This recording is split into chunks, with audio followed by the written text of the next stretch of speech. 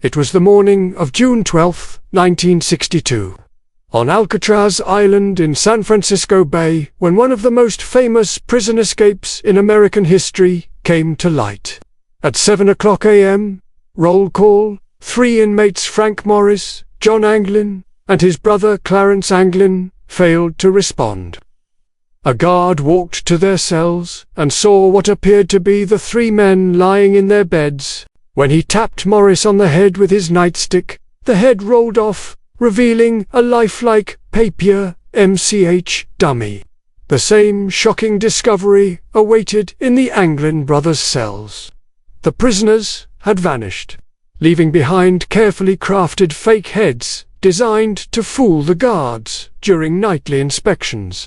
Almost immediately, chaos erupted inside the supposedly escape-proof prison. How could anyone break out of a fortress surrounded by frigid, fast-moving waters, 6 watchtowers, and a 20-foot barbed wire fence? Investigators quickly discovered that another inmate, Alan West, possessed his own fake head but had failed to escape in time. In exchange for leniency, West revealed the intricate details of the months-long plan. Morris, a career criminal often called the Houdini of the prison system for his repeated escapes from other facilities, had been in trouble with the law since age 13.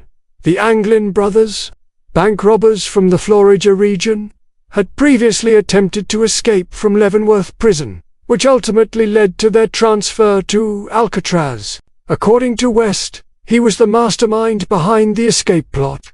The men began by exploiting the deteriorating concrete around the small air vents beneath their cell sinks.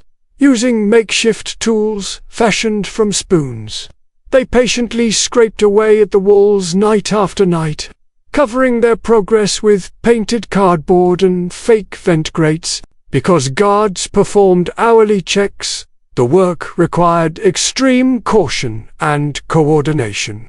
To buy themselves more time outside their cells, the men created remarkably realistic dummy heads out of papier match, soap, toothpaste, and even cement dust. For added realism, Clarence Anglin collected real hair clippings from the prison barbershop and pasted them onto the heads. Once they widened the vents enough to crawl through, they accessed an unused maintenance corridor and climbed pipes to the top of the cell block. There, they worked for weeks, filing down a bolt that secured a rooftop vent. But escaping the building was only half the challenge. To survive the icy waters of the bay, they stitched together more than 50 stolen prison raincoats into a makeshift inflatable raft and life vests, sealing the seams with homemade waterproof glue inspired by an article in Popular Mechanics. They even crafted wooden paddles from scrap materials and used a concertina as a bellows to inflate the raft. Around 10 p.m. on June 11th, Maurice and the Anglin brothers slipped out through the roof vent, climbed down a kitchen pipe, crossed the prison yard, and launched their homemade raft into the dark waters of San Francisco Bay. They were never seen again. The following morning, once their disappearance was confirmed, the FBI launched an extensive investigation. West, who remained behind, told authorities that the trio intended to paddle 2 miles north to Angel Island rather than head south towards San Francisco. At the time, Angel Island housed a decommissioning missile base with minimal personnel, offering potential shelter and possibly even boats. From there, the men planned to reach Marin County, just a quarter-mile farther north, and steal a car. Days after the escape, investigators found a sealed packet made from raincoat material containing photographs and personal items belonging to the Anglin family, as well as a makeshift wooden paddle near Angel Island, evidence that seemed to support West's account. However, no bodies were ever recovered.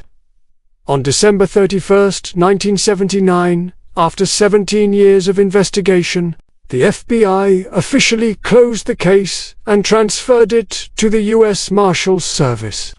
The mystery resurfaced in 2003, when U.S. Marshal Michael Dyke uncovered police reports from Marin County detailing a stolen 1955 blue Chevrolet reported the night of the escape. An eyewitness had initially noted 3 men inside the vehicle, though at the time the prison break was not yet public knowledge. Further reports from Stockton, California, 100 miles east, described a blue Chevy driven recklessly by 3 men shortly after the theft, raising new questions about whether the escapees survived the treacherous crossing. To this day, no definitive proof of their deaths has ever been produced. The story of Frank Morris and the Anglin brothers endures as one of the 20th century's greatest unsolved mysteries, a tale of ingenuity, patience, and daring that continues to fascinate the public. Against all odds, 3 determined men may have outwitted what was believed to be the most secure prison in America, leaving behind nothing but paper match heads and an enduring legend.